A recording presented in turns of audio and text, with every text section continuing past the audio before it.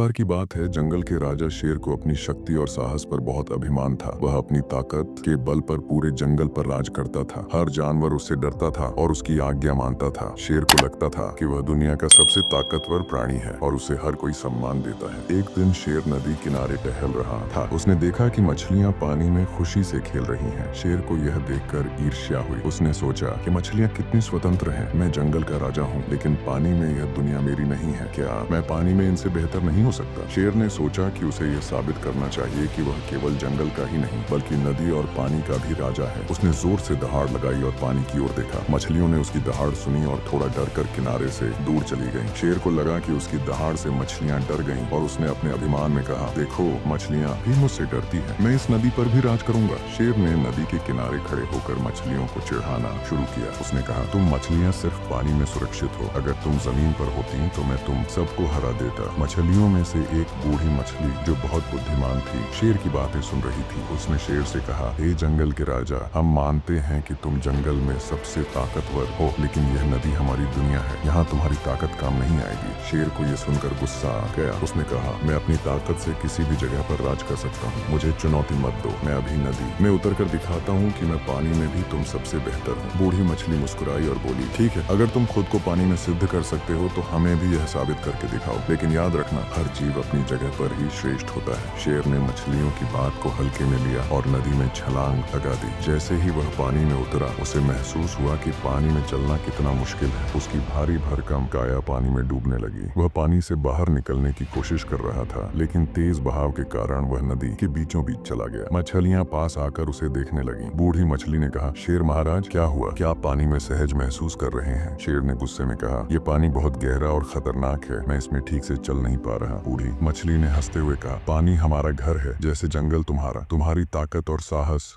जमीन पर काम आते हैं, लेकिन यहाँ पानी में केवल वही जीव सफल हो सकता है जो इसके लिए बना है। शेर ने अपनी ताकत से नदी के बहाव से लड़ने की कोशिश की, लेकिन पानी की लहरें तेज थीं। शेर को अपनी गलती का एहसास हुआ। वह बड़ी मुश्किल से तैरते हुए किनारे पर पहुंचा। उसकी हालत खराब हो चुकी थी। उसने महसूस किया कि उसने अपने अभिमान और अज्ञानता में मछलियों को कम आंका। किनारे पर पहुंचने के बाद शेर थक कर गिर गया। वह अब समझ चुका था कि हर जीव की अपनी ताकत और सीमाएं होती हैं। उसने बूढ़ी मछली से माफी मांगी और कहा, तुम सही कह रही थी। मैं अपने अभिमान में भूल गया कि हर किसी की अपनी जगह और विशेषता होती है। मैं जंगल में श्रेष्ठ हूँ, लेकिन पानी तुम्हारा घर है। मुझे तुमसे कुछ सीखने को मिला। बूढ़ी मछली ने मुस्कुराते हुए कहा, ज्ञान और समझ किसी को भी श्रेष्ठ बना सकते हैं। तुमने अपनी गलती मानी, यही तुम्हारी असली ताकत है। सीख इस कहानी से हमें यह सीखने को मिलता है कि हर प्राणी का अपना स्थान और विशेषता होती है। हमें दूसरों की सीमाओं का सम्मान करना चाहिए और अपनी ताकत को हर जगह साबित करने की कोशिश नहीं करनी चाहिए। अभिमान हमें कमजोर बनाता है, लेकिन विनम्रता और सीखने की प्रवृत्ति हमें वास्तविक श्रेष्ठता प्रदान करती है।